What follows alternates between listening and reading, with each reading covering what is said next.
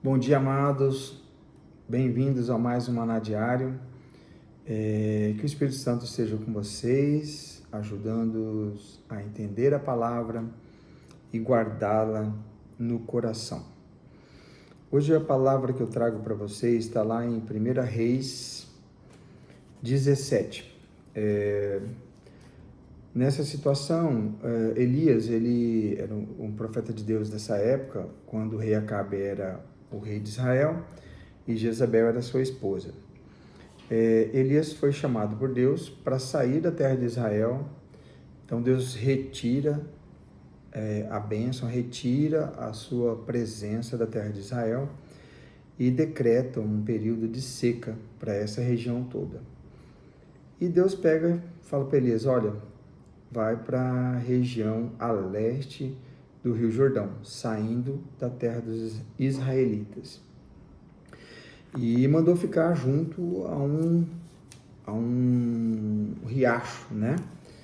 Um riacho que era chamado Riacho de Querite. Ali Elias foi alimentado por corvos, né? Os corvos levavam carne, levavam pão para Elias e ele bebia água do riacho de Querite. Aí aqui em 1 Reis 17, 7, algum tempo depois o riacho secou-se por falta de chuva. Então a palavra do Senhor veio a Elias, vai imediatamente para a cidade de Sarepta, de Sidom, e fique por lá. Ordenei a uma viúva daquele lugar que lhe forneça comida. E Elias foi, né? Quando ele chegou à porta da cidade, encontrou uma viúva que estava colhendo gravetos. Ele a chamou e perguntou, pode me trazer um pouco d'água numa jarra para eu beber? Enquanto ela ia buscar água, ele gritou, por favor, traga também um pedaço de pão. Mas ela respondeu, juro pelo nome do Senhor, o teu Deus, que não tenho nenhum pedaço de pão, só um punhado de farinha num jarro e um pouco de azeite numa botija. Estou colhendo os 2 gravetos para levar para casa e preparando uma refeição para mim e para o meu filho, para que comamos e depois morramos. Então a situação da viúva naquela época, em qualquer terra, seja de Israel, qualquer lugar, era uma situação difícil. Essa viúva tinha um filho e ela não tinha mais azeite, não tinha mais farinha, o que ela tinha dava para fazer um bolo que ela ia comer junto com o filho para morrer, porque a seca já tinha se estabelecido. Essa era uma região que não era de Israel, era uma região que era governada pelo pai de Jezabel, era uma região que estava voltada para a adoração a Baal, e era a região de onde veio essa adoração a Baal, que era o que Deus realmente estava combatendo naquela época. Mas Jezabel tinha uma influência muito grande sobre Acabe, sobre toda a região, e ela introduziu essa adoração a Baal no povo israelita, na busca de prosperidade imediata, e o povo caiu nesse pecado imenso, que era a adoração a um Deus que não é o nosso Deus, que não é o Deus de Israel.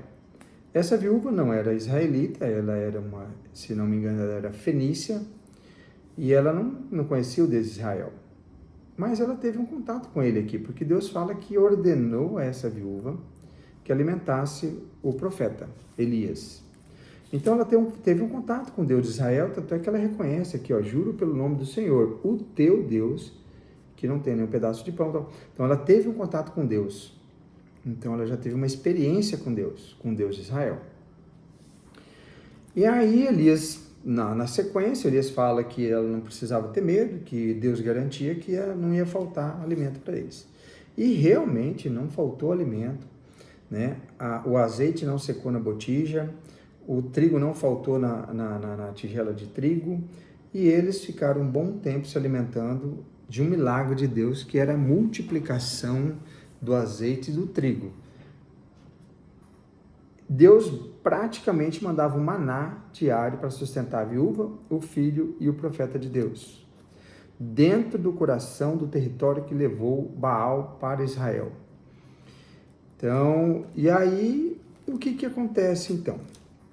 Essa viúva, né, respeitou, fez o bolo para Elias ali, e depois disso ela viu o milagre de Deus multiplicando diariamente, não faltando trigo, não faltando o óleo. Ela teve uma experiência muito grande com Deus de Israel, que não era o Deus dela. Ela estava numa região que adorava Baal, mas ela teve essa experiência grande.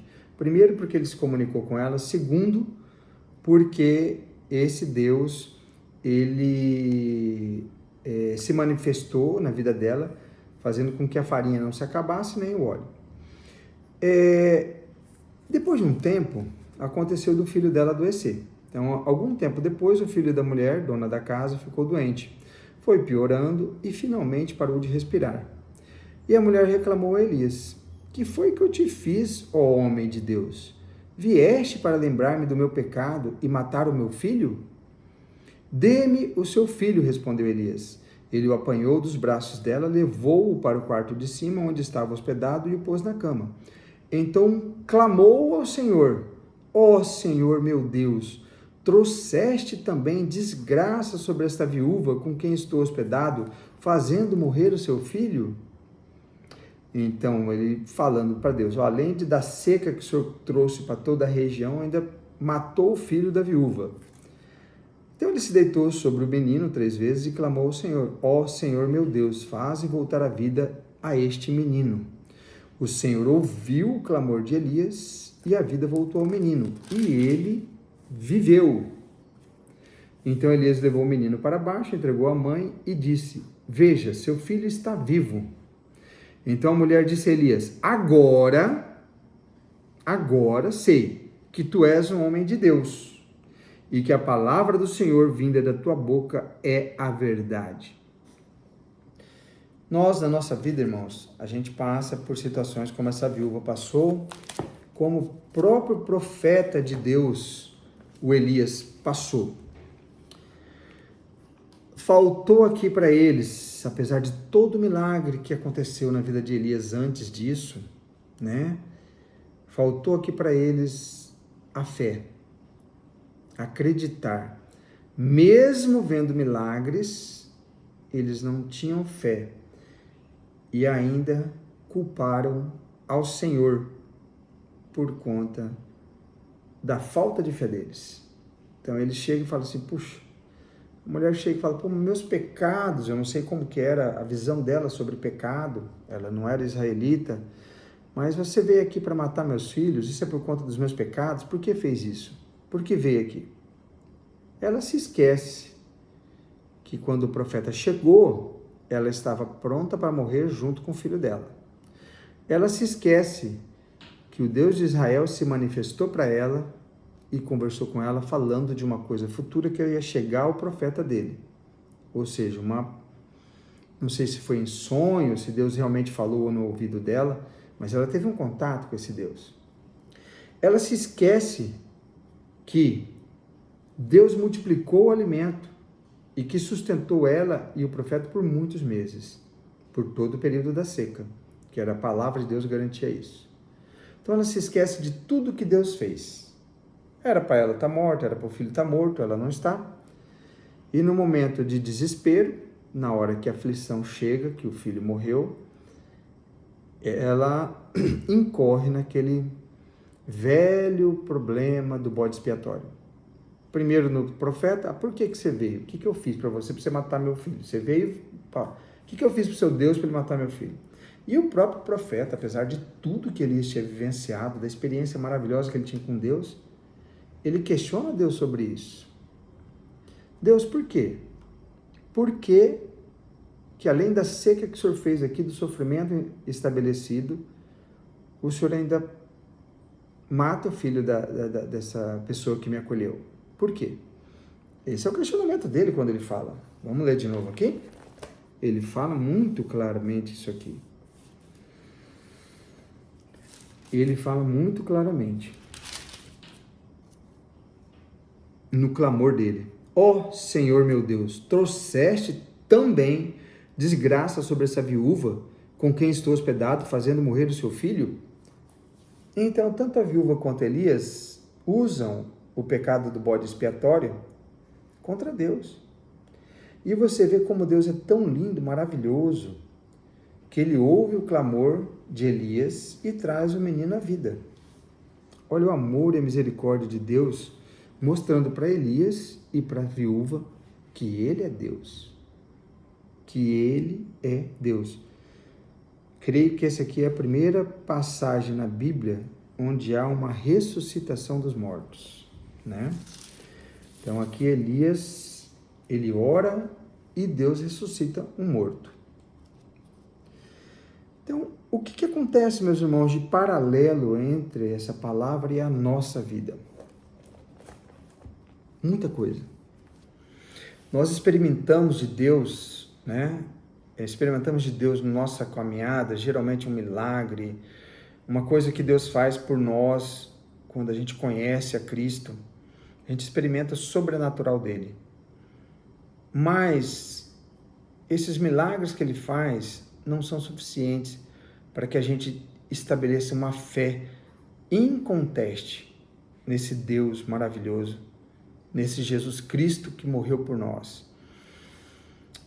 E é normal, acontece com você, aconteceu comigo, acontece com todo mundo.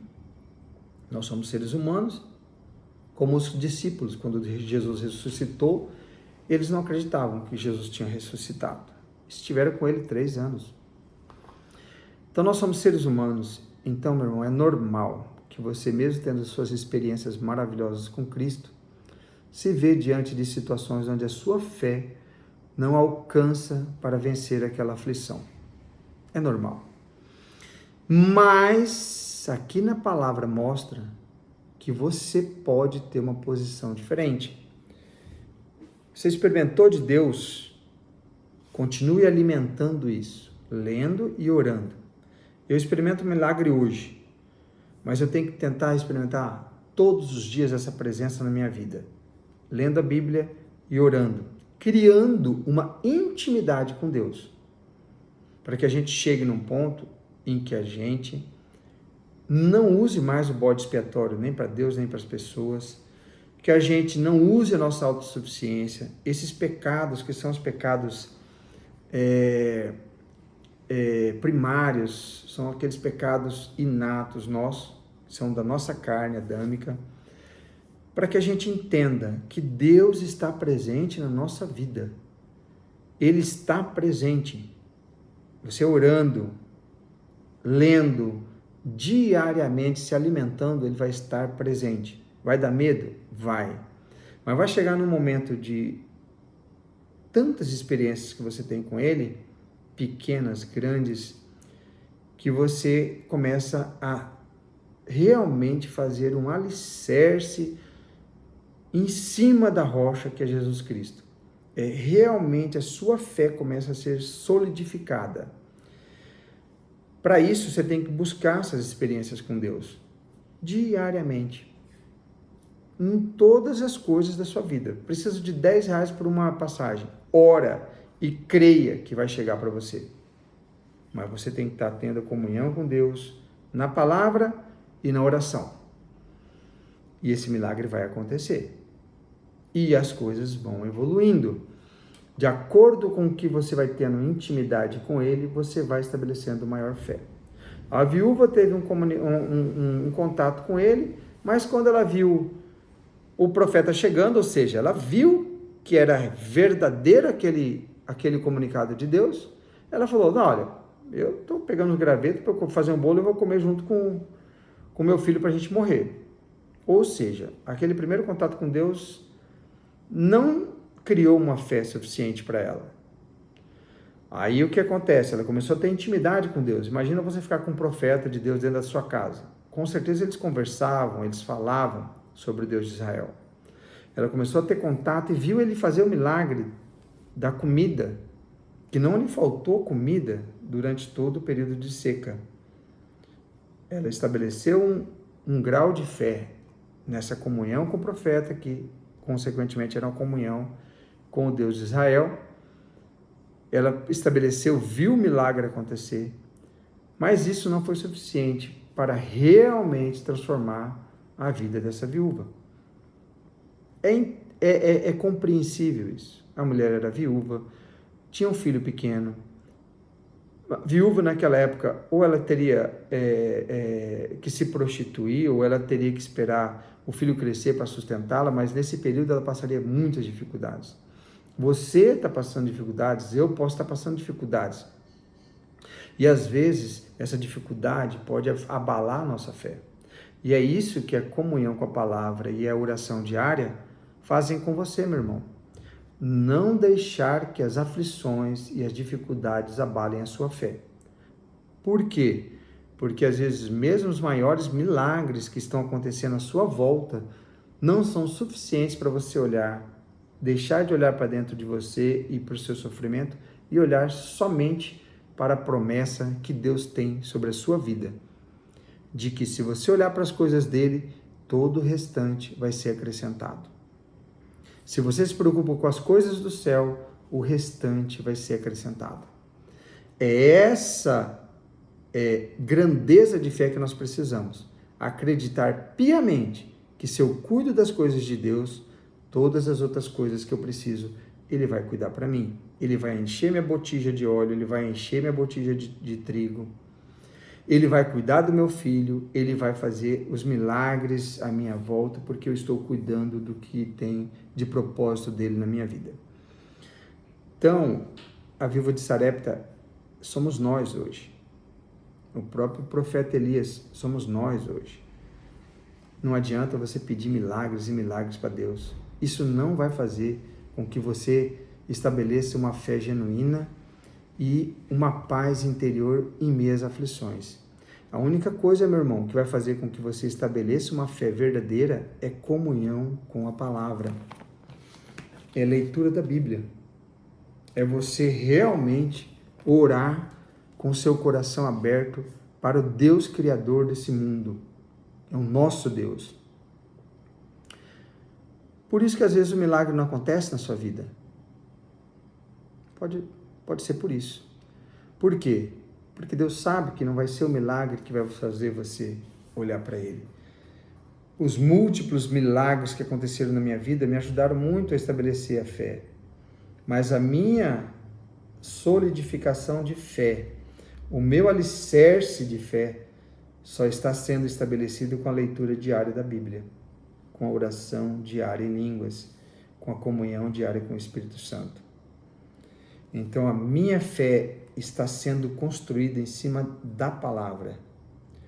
Eu vi muitos milagres, mas o maior milagre eu vejo hoje. Deus me dando prazer na sua palavra e esse alimento sendo mais importante que o alimento natural. Esse é o meu alimento hoje e é isso que me mantém num nível de fé bem maior do que em momentos que eu vivenciei verdadeiros milagres. É essa aqui a palavra, é essa aqui a receita para você estabelecer tua fé em meio a todas as aflições e ter certeza que o teu Deus tem a resposta e tem a solução para o seu problema. Meus irmãos, creiam que a resposta está aqui, na leitura e na comunhão diária com a palavra de Deus. Não adianta. Deus pode fazer milagres fantásticos na sua vida. Se você não ler a Bíblia, se você não orar, você vai lembrar dos milagres por algum tempo, mas logo você vai esquecer deles e aquilo vai passar a ser uma coisa natural na sua vida.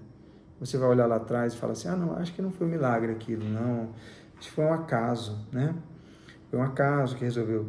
Então, meu irmão, o milagre é bom, mas a comunhão com a palavra, a leitura e a oração é essencial para você ter uma vida em paz aqui nessa terra, onde as aflições não vão te incomodar, onde o propósito de Deus ele é maior que tudo para você, tá bom? Quando você estiver no propósito de Deus, todo o resto vem. Dinheiro vem, felicidade vem, alegria vem, saúde vem, emprego vem, né? Os desejos do teu coração, que são desejos legítimos, vêm. Leia e ore, tá bom? Que Deus abençoe vocês, que vocês tenham uma semana assim maravilhosa. Até o nosso próximo encontro, tá bom? Senhor Jesus, te peço, Pai, que a cada pessoa que ouviu essa mensagem, o Senhor toque o coração e coloque na mente dessa pessoa a importância, a essência de se ter comunhão com a tua palavra é a verdade. Que eles entendam que a leitura da Bíblia é que nos capacita a cumprir o nosso propósito aqui e que ela representa a nossa armadura, a nossa defesa contra as aflições do dia a dia. Oh, meu Deus, eu peço que a sua misericórdia, que foi manifestada na vida da viúva de Sarepta, na vida de Elias, essa misericórdia que em meio aos nossos pecados de bode expiatório, mesmo nessa situação, a sua misericórdia falou mais alto e o seu amor por nós, ele imperou naquela situação. E que esse amor impere na vida de todos aqueles que estão ouvindo essa mensagem. Em nome de Jesus. Amém.